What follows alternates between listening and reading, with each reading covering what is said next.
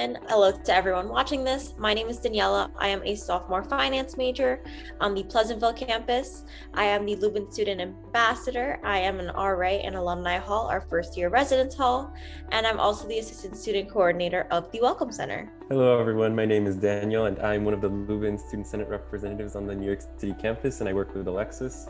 I'm also the treasurer of the PACE Informs Business Analytics Club, and I am double majoring in finance and business analytics.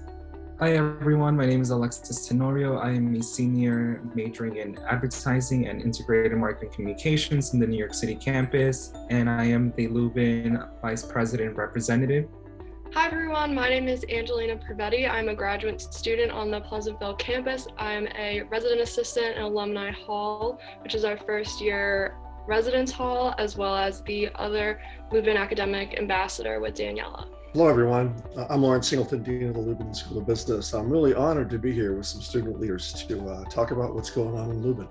All right, so Dean Singleton, we're going to just give you a couple of questions that you can answer that our fellow students and peers have been kind of asking for.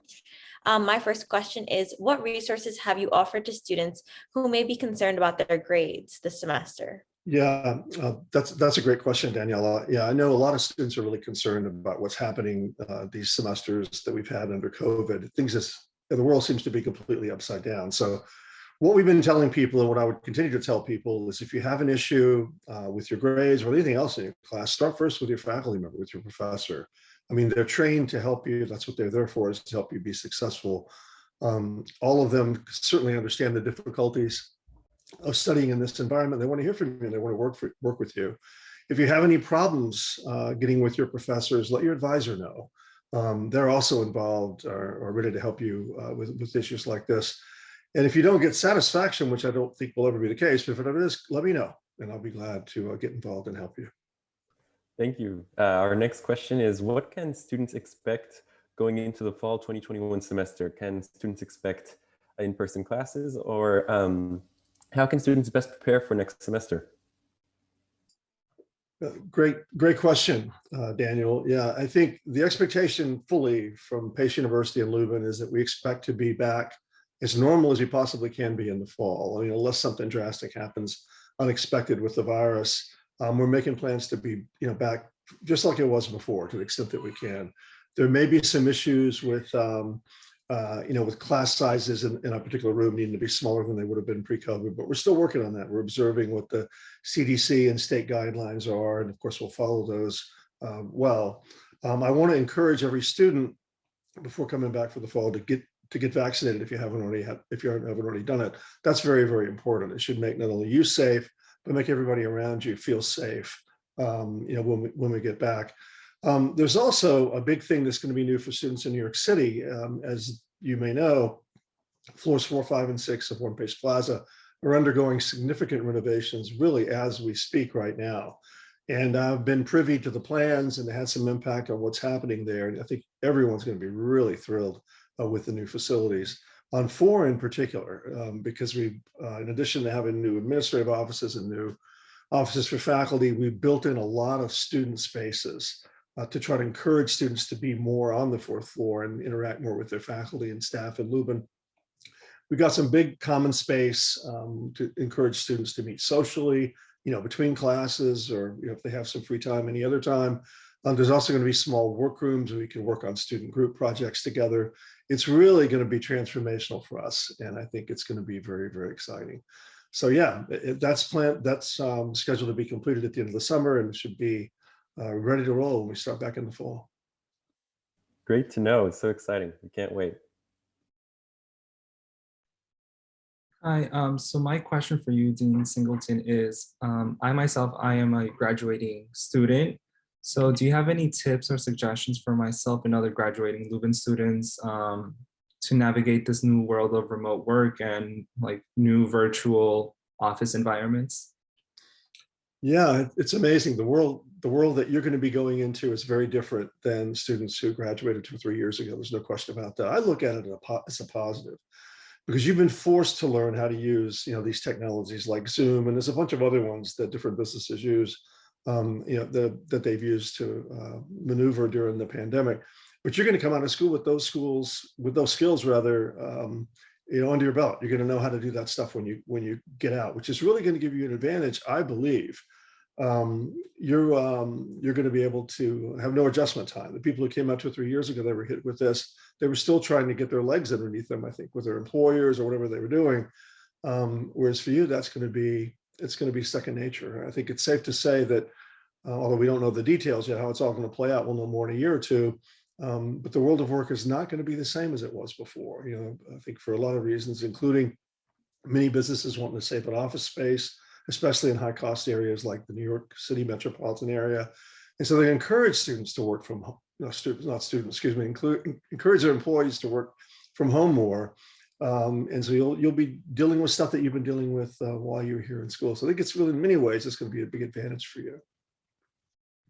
Awesome. Thank you for that. The next question that we have for you is, during the 2020-2021 school year, what were you able to accomplish as Dean of the Lubin School of Business? Yeah, Angelina, I started about 1 week, I think it was exactly 1 week before the fall semester started, when things were, gearing up for the first real fall semester with the pandemic. It was really hectic from the very beginning. A lot of my time I've spent getting to know people. We have about 100 full-time faculty members in Lubin and a bunch of staff. And I've met individually with almost everyone. I think I may have 2 or 3 people I haven't met with yet. So I spent a lot of my time trying to get to know people, build relationships. You'll find this, all of you, when you start work, if you're not starting your job, in a normal environment where you're on the ground in the office every day, it's really interesting to try to start a new position when you are trying to build relationships like this. I mean, I'm really thankful that we have Zoom and other technological tools that allow me to meet with people like this. Otherwise, it'd be telephone calls, things like that, and emails and texts. But it's I spend a lot of my time doing that. Is the main point I want to get across. We've also begun a major strategic planning initiative, which is really under going full blast right now, where we're taking a look at every program that we offer in Lubin. I believe in my heart that this is one of the best business schools in the world, and I want to have an impact and try to make it even better. And that means, make the educational experience better for students, make the opportunities for what comes after they graduate better for students, and overall just build a reputation that we have. I think I've been told this many times, and from what I've been able to tell so far, it's true that the Lubin School of Business is one of the best kept secrets out there. And that's not something you want to be a best kept secret about. You want to have the great reputation that you really, really deserve with everybody. And so I spent a lot of time working on that. That'll be something I work on a lot more in the coming years as well. Specifically related to careers, there's a Lubin advisory board that is made up of alumni of Lubin who are very engaged and want to give back and see their alma mater, progress and get better. We started a new career services committee of the Lubin Advisory Board, which is very active in early days. And that's going to begin to build relationships for students with companies that we don't already have relationships with. And we have strong relationships already, but this will give us an opportunity to do a whole lot more. Those are a few of the things that I've been working on, Angelina. So my next question is, how do students get to explore what major in business they would like to pursue? So kind of what classes do you think should be offered? How can they kind of explore those certain routes? Yeah, that's a great question also. That varies from student to student, of course. I mean, I found since I've been here that some students coming in knowing exactly what they want to do. I want to be a marketer. I want to be an accountant, or whatever it is. For those people, it's pretty easy. What needs to happen for them is they need to start taking some classes, get to know their faculty members, learn the technical nature of whatever that field happens to be, to confirm, that they were right, or maybe say it's not really what I thought it was going to be. But for many students, they don't have that. So the first thing I would do is talk to professors you have classes with. For example, when you take your first accounting class, get to know that professor and talk to that person about what does this mean if I end up being an accounting major? What's my life going to look like when I graduate from school? What are the other classes I'm going to be taking? What do they look like? How do they compare to this one? Also talk to your academic advisors. I mean, that's one of the things that they're skilled and trained to help you do. And we have 100% professional advisors in Lubin, which I'm very proud of. and they do a great job. That's another one. Of course, even before you come to school, you should talk to your family about this. I find some people become finance people because that's what their moms and dads did, or some people never would become a finance person because that's what their moms and dad did. Also talk to the career services office because they can give you good insights into what careers look like when you graduate with a certain thing. And of course, I'm happy to talk to people about this. I know people come in with different views, different perceptions about what different fields might be like. So I'm certainly available to talk to people. Sounds good. Our next question is, given all the changes that have happened, in the end, what positive involvements do you think have come from the Lubin School of Business adapting to online learning?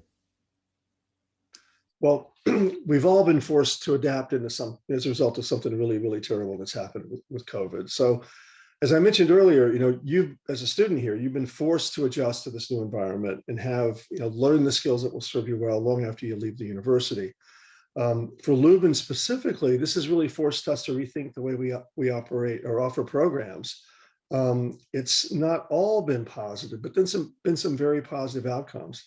For example, this last academic year, starting last fall, we launched a new online MBA, which I don't know if you've heard about this or not, but it's an online MBA. The enrollment goal for the first year was 25 students. If we would have had 25 students entering it during this academic year, we would have met our goals and thought it was a success, but it's far exceeded our goals. We expect by the time the summer is over, we will have 100 students in this program, which is, just blows the doors off in terms of our expectations. So we've learned, that this online world in which we've been living is not going to go away. It's going to continue, especially for certain types of students. And that's an MBA, so that's a graduate level program. For a lot of graduate students, once they get out of school and they start their jobs, their jobs take a lot of their time. It's harder for them to come to campus, and take classes on the ground.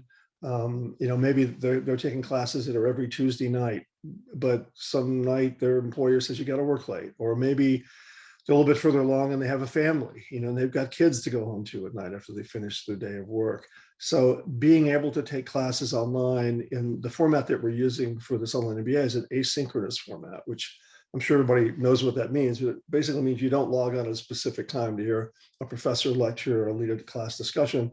You do it whenever you want to do it. There are time parameters. You'd have things due by a certain day, but it's more flexible, which we're finding is very attractive to many students, for graduate students. And also another thing that's really positive for Lubin, and I would argue for not just for Lubin, but for all over the university and across the country, is that it's forced faculty members to update their skills. I remember hearing stories, I wasn't here then, but I remember hearing stories about when the pandemic first hit and faculty were told, well, you have to go online. There's going to be no more in-person classes.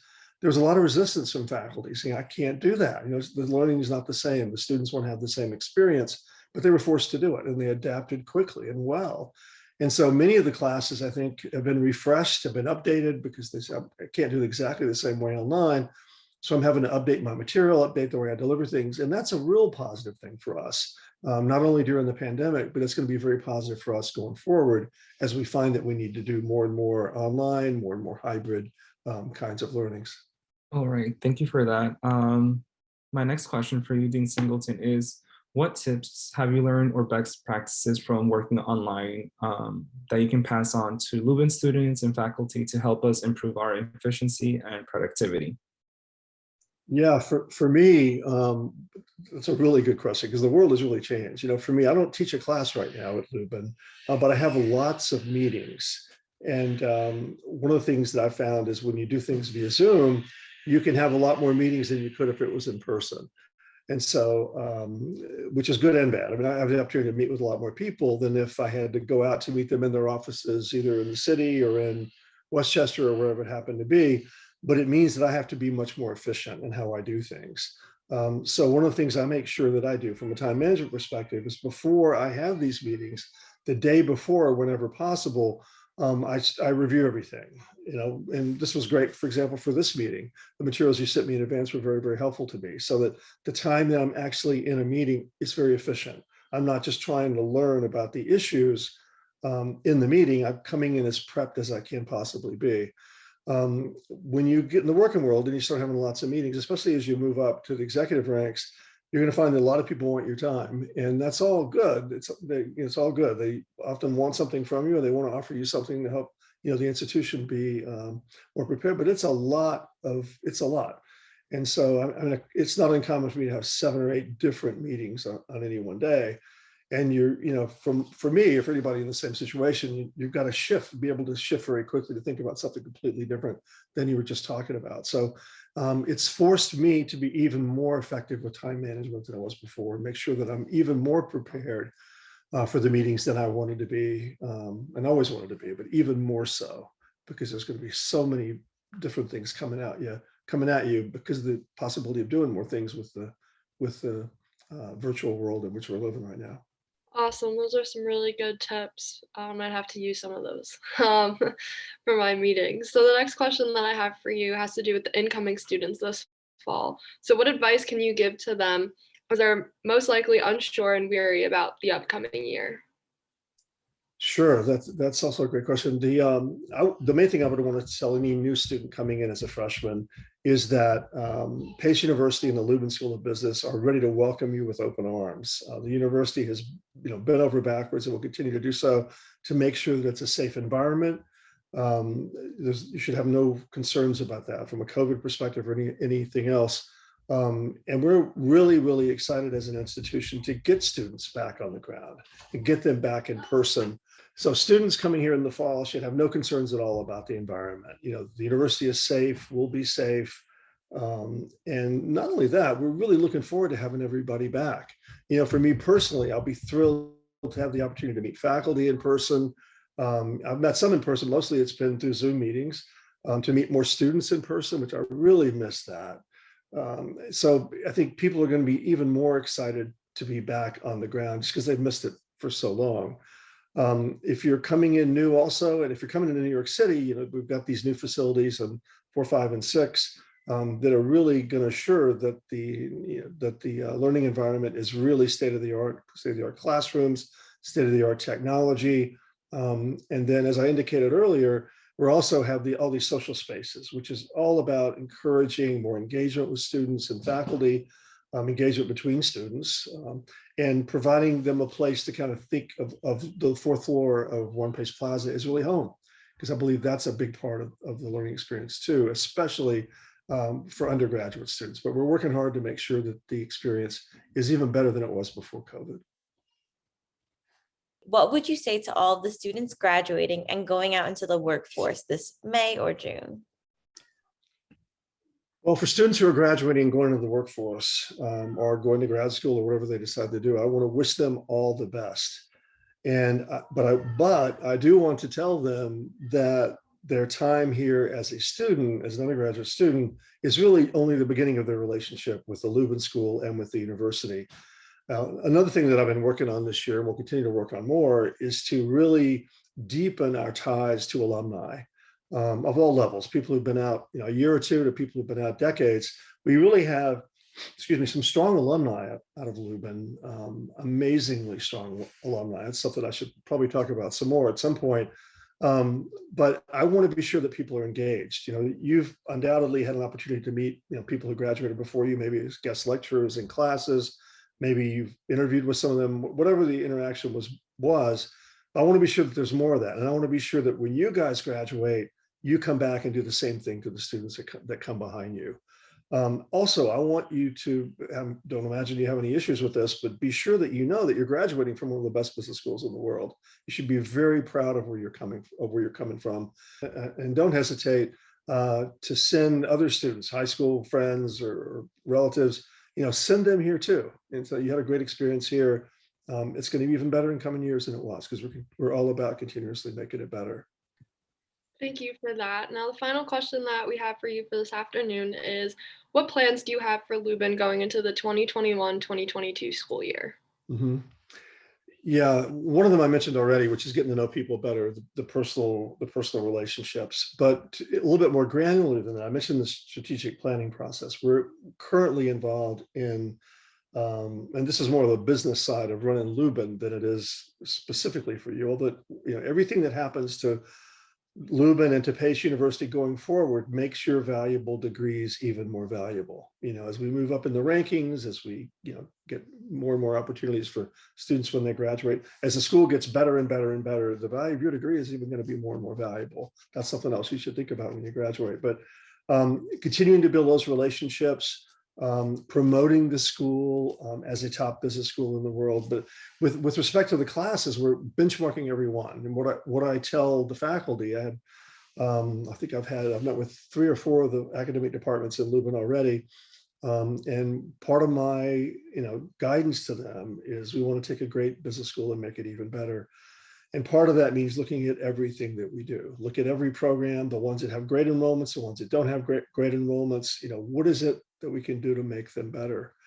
And for every program that we're going to keep, and there's a few small programs that I think we're likely not to keep just because they're not popular with students. And so if they're not popular for students, why do we want to offer them? So for the programs that we're going to keep, we're going to benchmark every single one of them against the top, what I call the top 10 competitor schools in the country. Now that could be the top 10 ranked, it could be the top 10 reputationally in some other way, but find out what do those other schools do that we don't do. And if they're doing something that we don't do that we should be doing, or maybe they're not doing something that we do that nobody else thinks is any good, we need to make adjustments to make sure that our programs are among the best and that they're recognized as among the best in the business school community. So that's a big part of what will be happening over the next few months. It's going to continue into the fall. There's no question about that, because we're all about making us better everywhere we go. There's a couple of other things I'll just mention briefly, specifics. This first one is this summer. We're going to host for the first time a renewable energy conference on leadership in the renewable energy space. This conference is co-hosted between us, the Lubin School, the the Hudson Renewable Energy Institute up in Poughkeepsie, and the Business Council of New York State in Albany, which is like the super chamber of commerce for New York State. This energy conference is focused on the industry. It doesn't have a political agenda. It doesn't, lean left or lean right in any way. It's just all about helping people in the business, in the industry, be more successful. We're also going to be launching, maybe this summer, it might be in the fall, a new sustainable business centers focusing on sustainable businesses with a big focus on ESG related issues, which are becoming very popular these days. You've probably studied about that some in some of your classes. We're also going to start a new council focused on technology businesses. We have a lot of alumni in what we might call technology related industries, but we have a lot of alumni there, but we need to do more. And so we'll be focused on building relationships with companies where we don't have strong alumni at the current time, or where we don't have alumni that are senior enough to really have a big impact for us. We're also going to look again at what we do in the entrepreneurship space. I think we have a great entrepreneurship program in eLab, but we can do a whole lot better in that area. I'm also very interested in social entrepreneurship, which is an entrepreneurship focused on not just making money, but in doing things that have a very positive social impact. That's a lot of things, but those are just a few of the things that you can look for going forward. Well, thank you very much, Dean Singleton. This has been a great interview, and we're happy to have a recurring interview from the one last fall, and we hope that this kind of initiative will be carried on by our future peers who take these positions, and it's been great to hear what you've had to say for this semester. Thank you. It's a real opportunity for me, a real pleasure for me, so I appreciate the opportunity. Yes, thank you very much, Dean Singleton. Thank you. Thank you. Thank you.